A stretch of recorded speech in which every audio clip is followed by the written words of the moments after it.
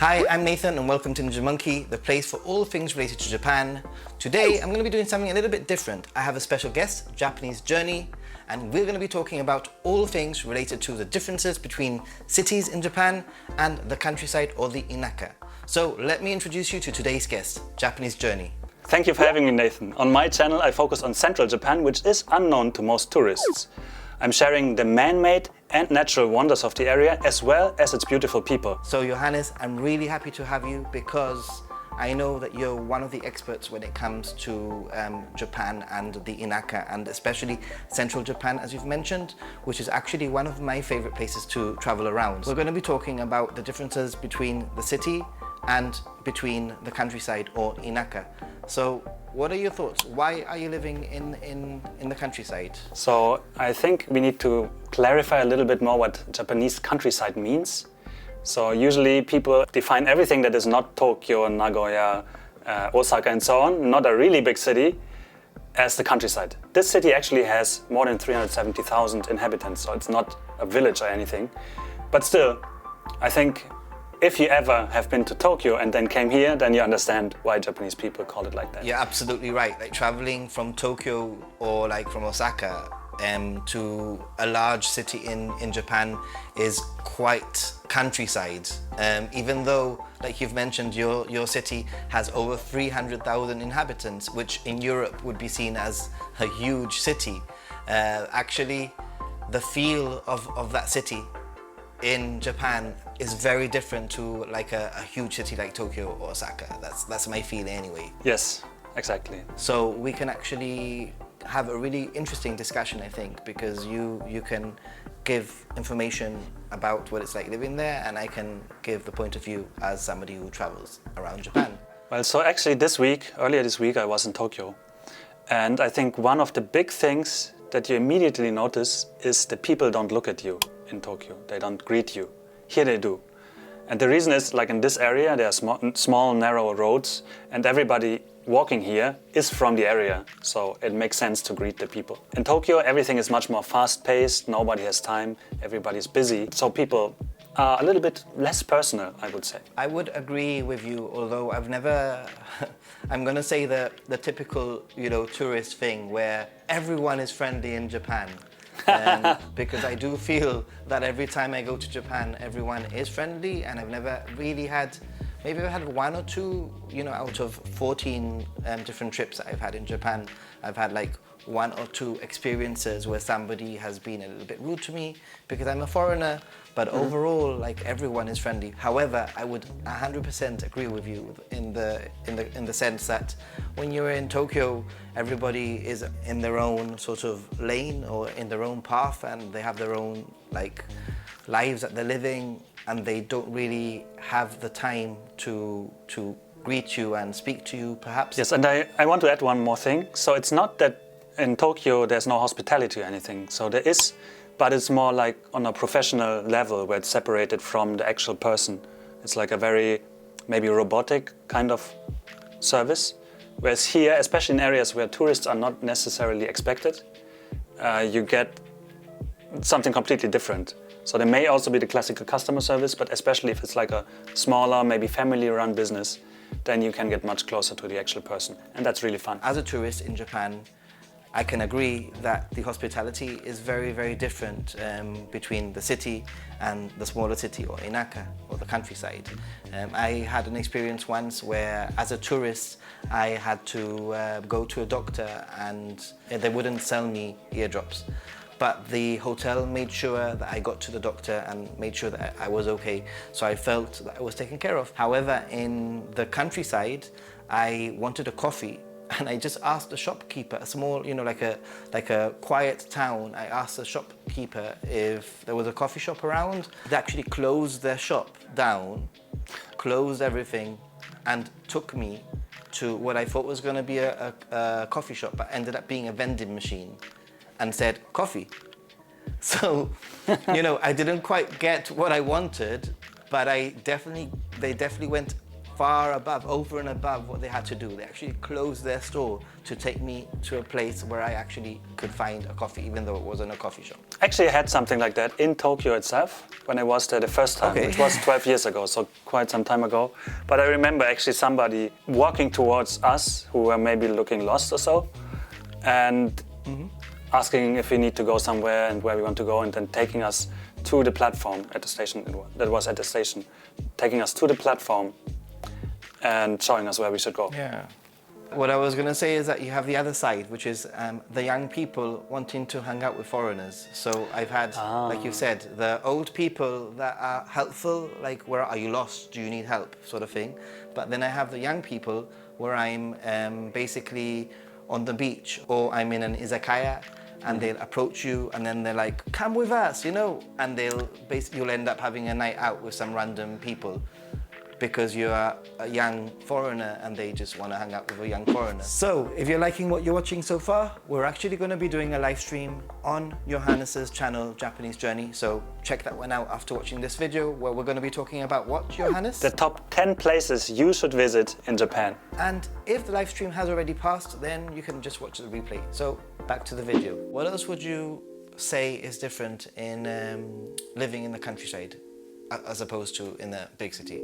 I feel like the time flows slower here in the countryside, so people are not as stressed, people are not as high tension, are not like always jumping to the next meeting or so, to going to work, being squeezed into a small train and all that. So here it's more like you live next to a rice field, to a vegetable garden, you have much more space. Everything takes a little bit more time, everything is okay to take more time.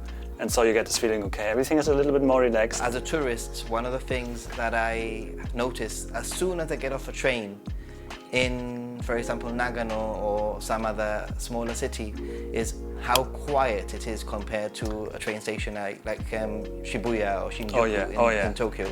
Another one would be, that is very important for me, you can live much more affordable here. This house is almost twice the size of the apartment we had in Yokohama, and costs less. We also have more space outside, so back there we had to pay like $150 a month for parking. And here we have like enough space for 3 cars, no problem, all included. Wow. No issue.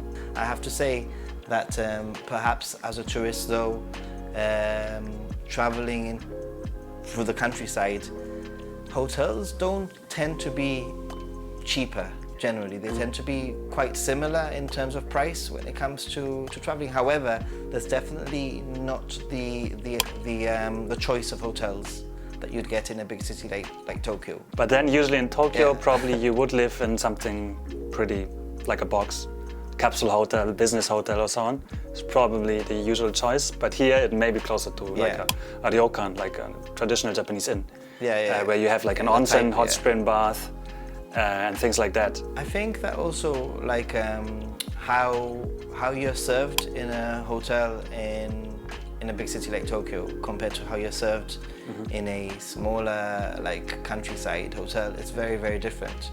Where it's family run and they get to know you and they want to know about you, and they're very, very, I mean, they're all friendly, but just the service is completely different.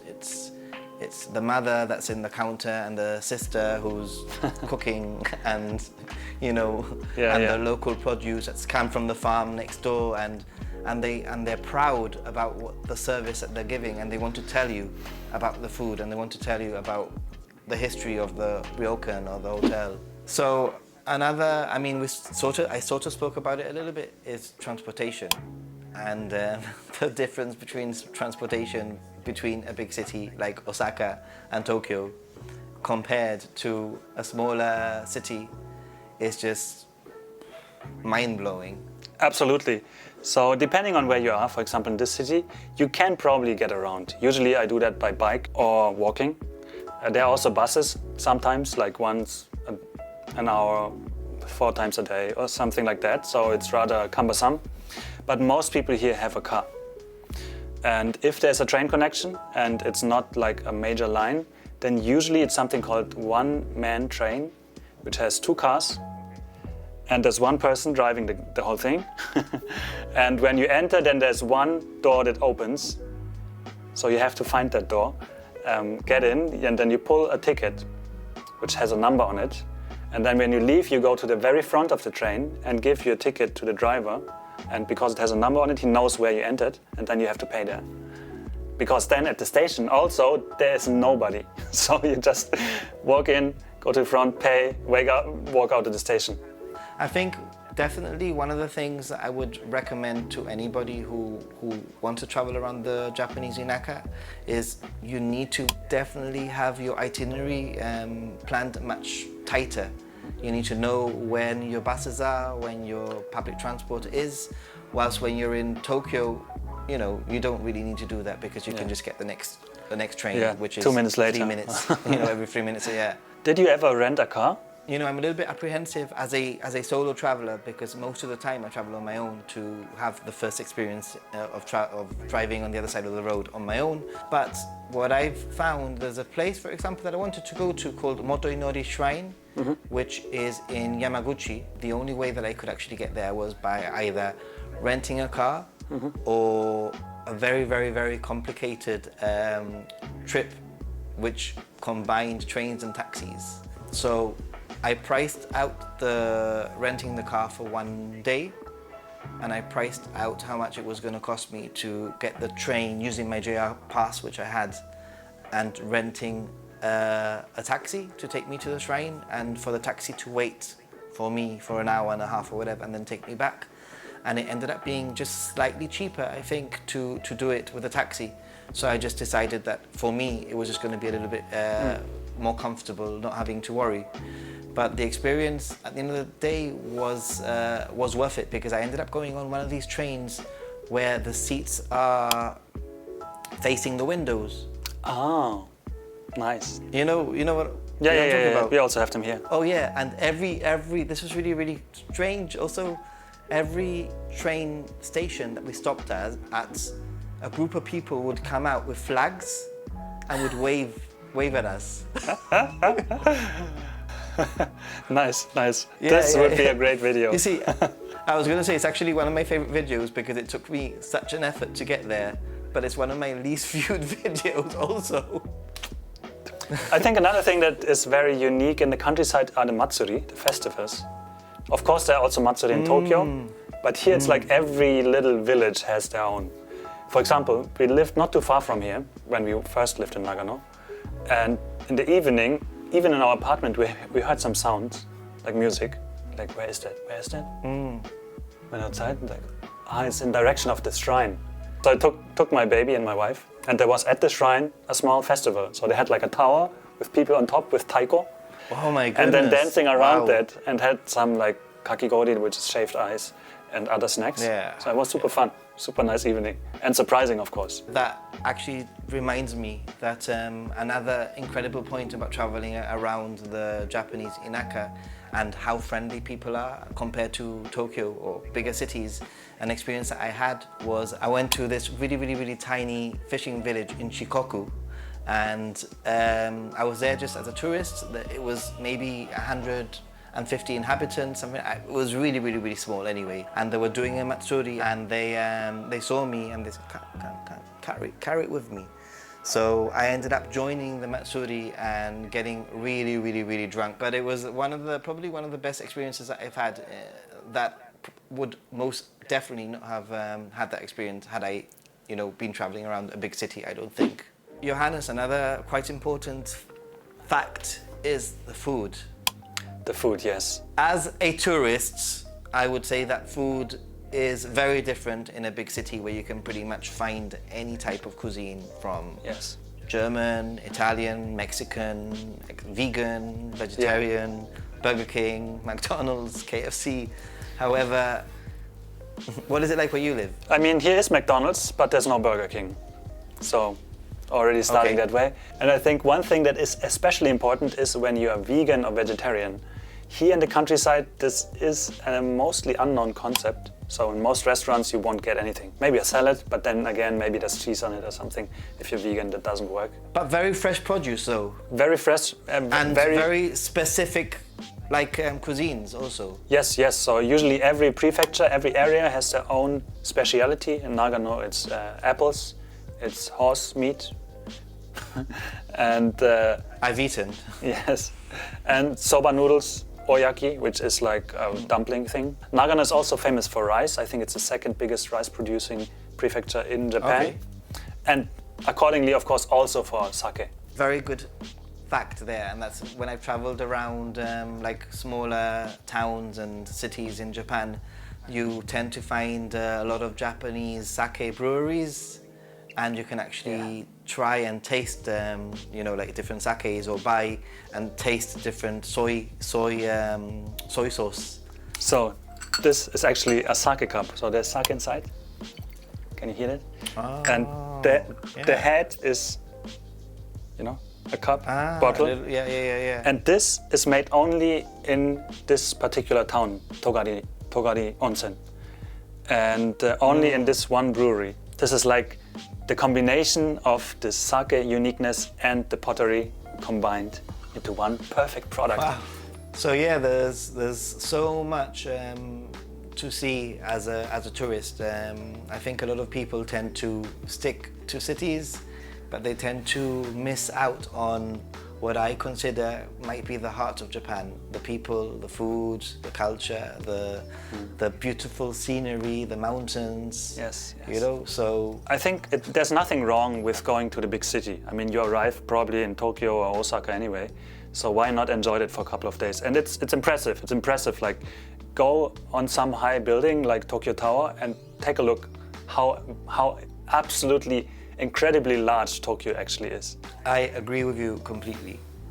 And also, you know, like a lot of people, they might just want to do day trips to smaller areas in Japan, and that's totally fine. Some people stay in Tokyo when they go up to Nikko, or they might go to Nagano. However, I do always recommend people to actually stay 1 or 2 nights in a smaller area in Japan. So thank you very much, Johannes, for being on my channel. It's been really, really interesting to talk to you. You have some amazing insights. For those of you who haven't checked out his channel, I do recommend that you do. He not only creates some amazing content, but he also puts a lot of effort into the cinematography, the video style, and the content that he creates. So definitely worth subscribing to his channel. And we are going to be doing a live stream, and if the live stream has already gone by, then perhaps you might want to watch the replay. It might actually be worth watching, because we're going to be talking about what, Johannes? The top 10 places you should visit in Japan. Thank you very much for watching all the way to the end. If you watched all the way to the end, don't forget to like the video. It really does help the video, and it tells YouTube that you're interested in this type of content. And as always, see you in the next one. Bye. Bye.